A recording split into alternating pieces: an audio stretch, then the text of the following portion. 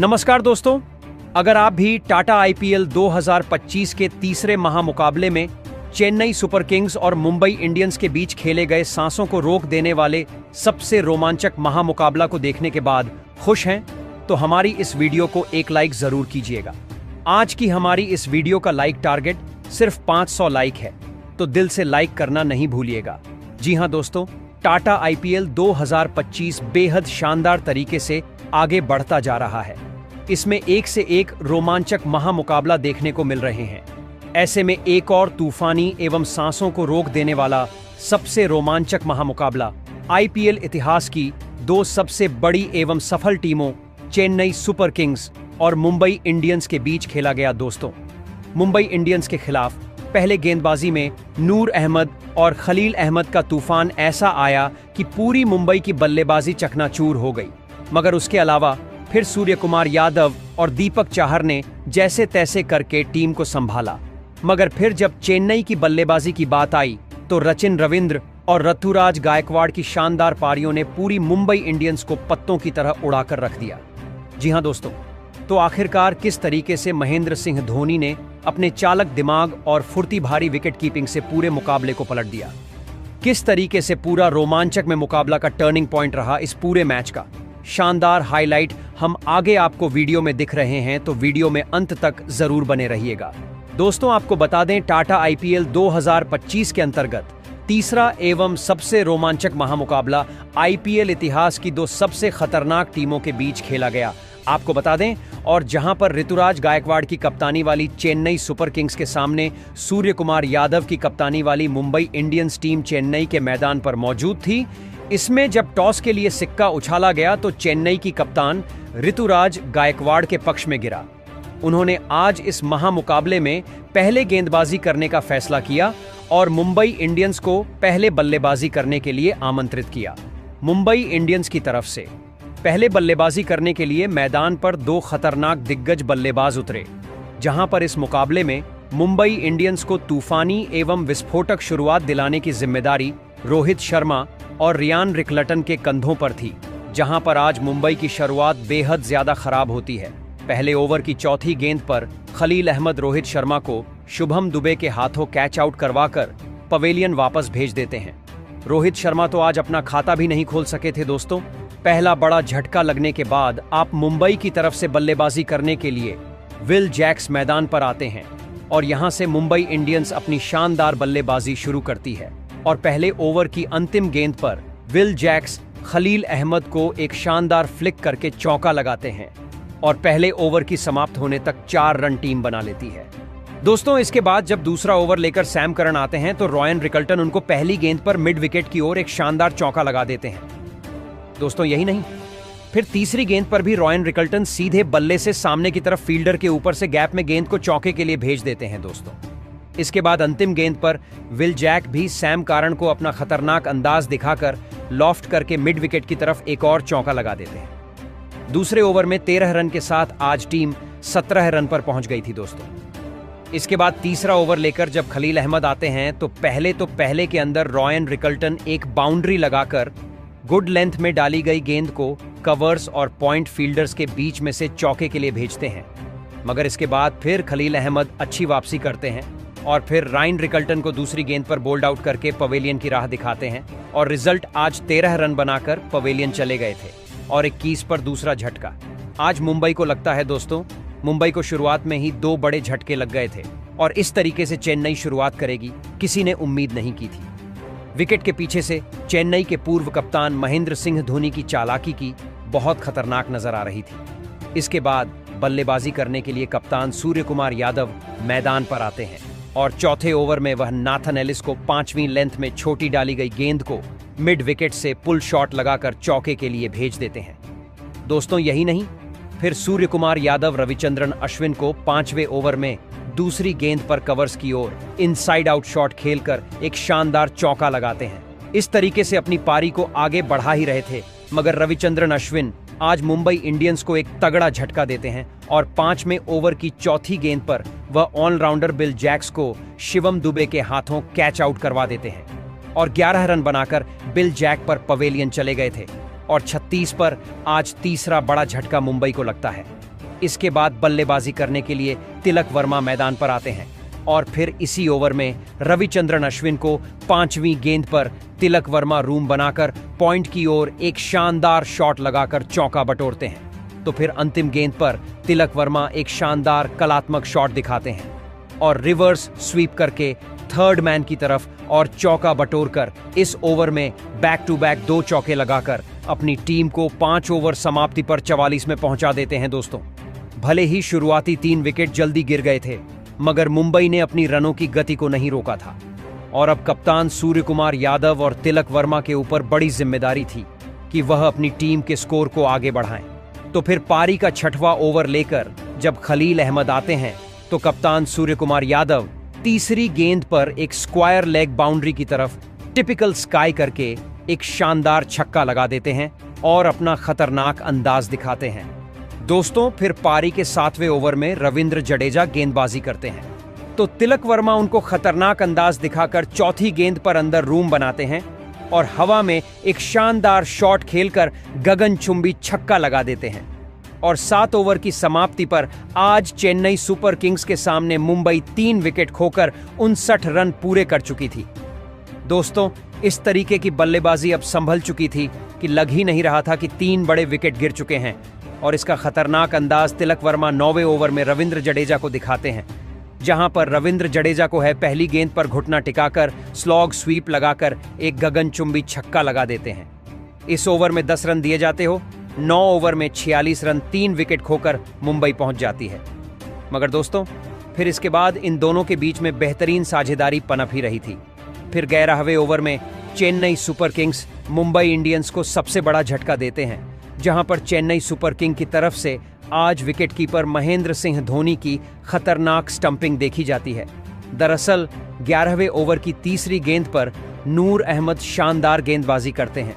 सूर्य कुमार यादव उनको आगे बढ़कर एक लंबा शॉट लगाने की कोशिश करते हैं, मगर आगे डाली गई ऑफ स्टंप के बाहर गुगली गेंद को वह चूक जाते हैं और पीछे खड़े महेंद्र सिंह धोनी बहुत ही ज्यादा तेजी से तुरंत स्टंपिंग करके सूर्य कुमार यादव को आउट कर देते हैं।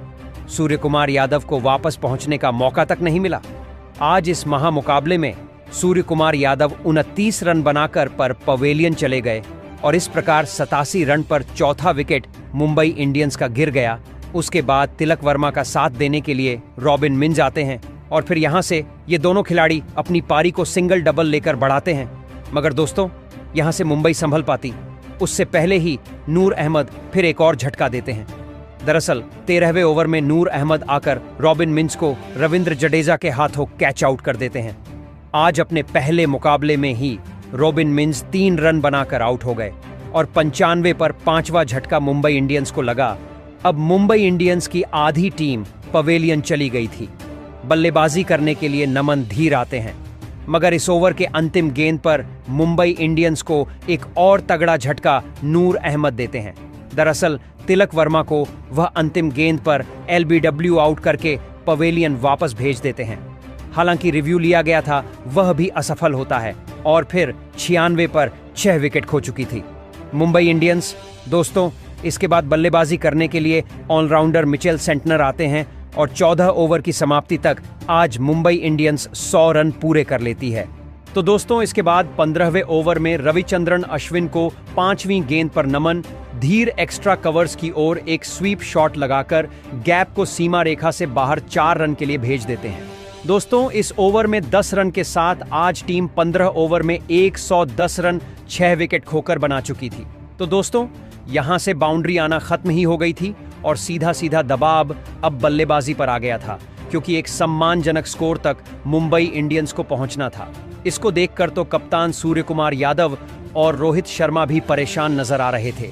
फिर 17वें ओवर में इस प्रेशर का फायदा उठाते हुए नूर अहमद एक और तगड़ा झटका मुंबई इंडियंस को देते हैं और आज वह इसी ओवर पहली गेंद पर नमन धीर को बोल्ड आउट करके पवेलियन वापस भेज देते हैं। नमन धीर ने आज 17 रन की पारी खेली थी और यह आज नूर अहमद का चौथा विकेट था। दोस्तों, इसके बाद बल्लेबाजी करने के लिए दीपक चाहर आते हैं और 17वें ओवर में 120 रन बनाकर 7 विकेट आज मुंबई टीम गंवा चुकी थी।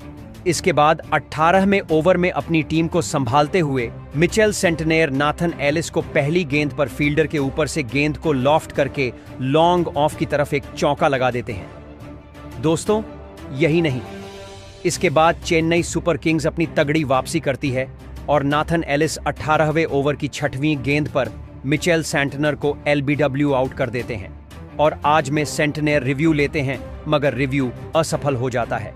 इस प्रकार 128 पर 8वां झटका। मुंबई को लगता है सेंटनर सिर्फ 11 रन बनाकर पवेलियन चले जाते हैं। इसके बाद दीपक चाहर का साथ देने के लिए ट्रेंट बोल्ट आते हैं, तो 19वें ओवर में दीपक चाहर पहली गेंद पर खलील अहमद को फील्डर के ऊपर से लॉफ्ट करके कवर्स की तरफ एक चौका लगाते हैं। दूसरी गेंद पर तो खलील अहमद को ओवर पिच डाली गई। धीमी गति की गेंद पर सीधे बल्ले सामने की तरफ शॉट लगाकर गगनचुंबी छक्का लगा देते हैं और अपनी शानदार बल्लेबाजी का नजारा पेश करते हैं। मगर खलील अहमद इस ओवर की अंतिम गेंद पर ट्रेंट बोल्ट को ऋतुराज गायकवाड़ के हाथों कैच आउट कर देते हैं। ट्रेंट बोल्ट आज सिर्फ 1 रन बनाकर पवेलियन चले जाते हैं। 141 पर 9 विकेट का मुंबई को लगता है और यह आज खलील अहमद का तीसरा विकेट था। चेन्नई सुपर किंग्स की बेहतरीन गेंदबाजी ने आज मुंबई को एक छोटे स्कोर पर लगभग रोक दिया था। इसके बाद 20वें ओवर लेकर नाथन एलिस आते हैं। दीपक चाहर उनको दूसरी गेंद पर एक शानदार पुल शॉट लगाकर चौका लगा देते हैं और इस ओवर के अंतिम गेंद पर दीपक चाहर एक शानदार चौका लगाकर फाइन लेग की तरफ हुक शॉट के द्वारा बाउंड्री बटोरते हैं और 155 रन स्कोर बोर्ड पर सम्मानजनक तरीके से लगा देते हैं और इस प्रकार 156 रन का स्कोर चेज करने के लिए चेन्नई सुपर किंग को दिया जाता है। उसके बाद मुंबई से मिले 156 रनों के एक विशाल लक्ष्य का पीछा करने चेन्नई के 2 दिग्गज ओपनर बल्लेबाज मैदान में उतरे। रचिन रविंद्र और राहुल त्रिपाठी के कंधों पर इस महामुकाबले में अपनी टीम को एक शानदार ओपनिंग शुरुआत दिलाने की बहुत ही बड़ी जिम्मेदारी थी, लेकिन पारी के दूसरे ही ओवर में गेंदबाजी पर आए दीपक चहर ने राहुल त्रिपाठी को रायन रिकेल्टन के हाथों कैच आउट कर दिया। राहुल त्रिपाठी 3 गेंद में बस 2 ही रन बना पाए। राहुल त्रिपाठी के जल्दी आउट हो जाने के बाद अब चेन्नई की टीम की तरफ से उनके कप्तान खुद ऋतुराज गायकवाड़ मैदान में उतरे और फिर यहां से सेट हो चुके रचिन रविंद्र के साथ मिलकर कप्तान ऋतुराज गायकवाड़ ने चेन्नई की पारी को संभाल लिया और एक महत्वपूर्ण साझेदारी बनाना शुरू कर दिया। चेन्नई के कप्तान ऋतुराज गायकवाड़ इस मुकाबले में लाजवाब फॉर्म में नजर आ रहे थे। बल्लेबाजी के लिए आते ही ऋतुराज गायकवाड़ ने ट्रेंट बोल्ट को 2 शानदार चौके लगाकर अपना खाता खोला था, तो वहीं उनके साथ बल्लेबाजी कर रहे रचिन रविंद्र भी गजब की बल्लेबाजी कर रहे थे। दोनों के बीच अब एक महत्वपूर्ण साझेदारी बननी शुरू हो चुकी थी, जिसने मुंबई के कप्तान सूर्य कुमार यादव की परेशानियों को बहुत ही ज्यादा बढ़ा दिया था। यह साझेदारी लगातार मुंबई के खिलाफ रन बनाने से नहीं चुक रही थी और फिर इसी बीच देखते ही देखते दोनों की अर्धशतकीय साझेदारी भी पूरी हो गई। दोनों ही खिलाड़ी अब मुंबई के हाथ से यह मुकाबला छीनते दिख रहे थे। पूरी मुंबई की गेंदबाजी अब दबाव में थी और फिर इसी बीच एक लाजवाब कप्तानी पारी खेल रहे चेन्नई के कप्तान ऋतुराज गायकवाड़ ने अपना इस मुकाबले का एक गजब का अर्धशतक पूरा कर लिया। कप्तान ऋतुराज गायकवाड़ और रचिन रविंद्र ने मिलकर अब अपनी टीम को 78 रनों पर पहुंचा दिया था, लेकिन तभी गेंदबाजी पर आए विघ्नेश पुथुर ने मुंबई की टीम के लिए सबसे बड़ा खतरा बन चुके चेन्नई के कप्तान ऋतुराज गायकवाड़ को विल जैक्स के हाथों कैच आउट कर दिया। कप्तान ऋतुराज गायकवाड़ 26 गेंदों में 53 रनों की एक शानदार पारी खेलकर आउट हो गए। विघ्नेश पुथुर ने चेन्नई की टीम के कप्तान को ही आउट करके मुंबई को इस मुकाबले में वापसी करने का एक बढ़िया मौका दिया था, लेकिन अब बल्लेबाजी के लिए शिवम दुबे आए थे और फिर शिवम दुबे ने सेट हो चुके रचिन रविंद्र के साथ मिलकर फिर एक बार अपनी टीम के लिए एक और साझेदारी बनाने की पूरी कोशिश करी, लेकिन फिर एक बार अपना अगला ही ओवर डालने आए। विघ्नेश पुथुर ने नए बल्लेबाज शिवम दुबे को भी तिलक वर्मा के हाथों कैच आउट कर दिया। शिवम दुबे 7 गेंद में बस 9 रन बनाकर आउट हो गए। विघ्नेश पुथुर ने 2 बहुत ही बड़ी विकेट मुंबई की टीम को एक के बाद एक दिलाई थी। अब कहीं ना कहीं मुंबई की गेंदबाजी इस मुकाबले में वापसी करने लगी थी।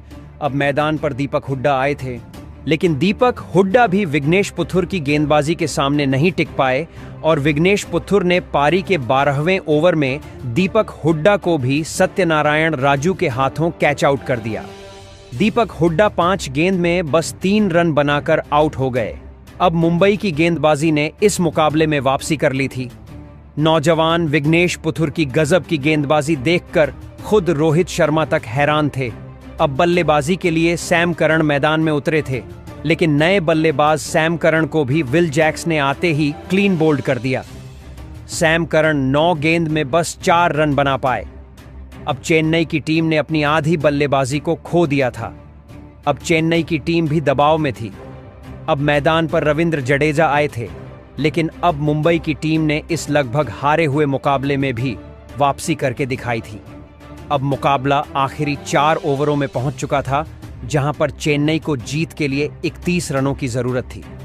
लेकिन इस पारी का 17वां ओवर डालने आए ट्रेंट बोल्ट के इस ओवर में रविंद्र जडेजा ने एक शानदार चौका लगा दिया और इस ओवर से चेन्नई की टीम को 10 रन मिल गए।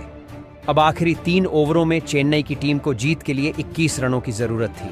अब इस पारी का 18वां ओवर विघ्नेश पुथुर डालने आए, लेकिन विघ्नेश पुथुर के इस ओवर में रचिन रविंद्र ने गजब की बल्लेबाजी करते हुए इस ओवर में 2 शानदार लगा दिए और इस ओवर में चेन्नई की टीम को 15 रन मिल गए।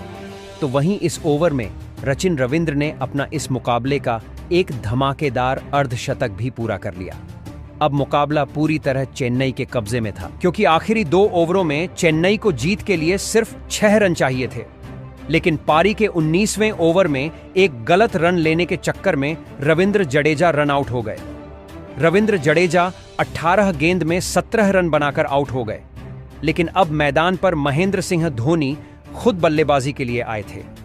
पूरे स्टेडियम में एक अलग ही ऊर्जा देखने को मिल रही थी। अब आखिरी ओवर में चेन्नई को जीत के लिए 4 रनों की जरूरत थी, लेकिन इस अंतिम ओवर की पहली ही गेंद पर प्राचीन रविंद्र ने एक शानदार लगाते हुए चेन्नई की टीम को इस रोमांचक मुकाबले में 4 विकेट से जीताकर एक बड़ा इतिहास रच दिया है। दोस्तों, इस महामुकाबले में चेन्नई की गेंदबाजी से लेकर बल्लेबाजी ने पूरी तरह मुंबई की टीम को बैकफुट पर रखा, जहां पर चेन्नई के इस मुकाबले के असली हीरो साबित हुए रचिन रविंद्र, जिन्होंने दबाव में भी मुंबई की खतरनाक गेंदबाजी के सामने लाजवाब बल्लेबाजी करके दिखाई और केवल 45 गेंदों में 65 रनों की नाबाद मैच जिताने वाली पारी खेली और इसी के चलते चेन्नई की टीम अंत में यह मुकाबला जीत पाई। तो दोस्तों, आप सचिन रविंद्र की इस अद्भुत मैच जिताने वाली पारी के लिए उन्हें 10 में से कितने अंक देना चाहेंगे? आप अपनी राय नीचे कमेंट में देना बिल्कुल भी ना भूलें। धन्यवाद।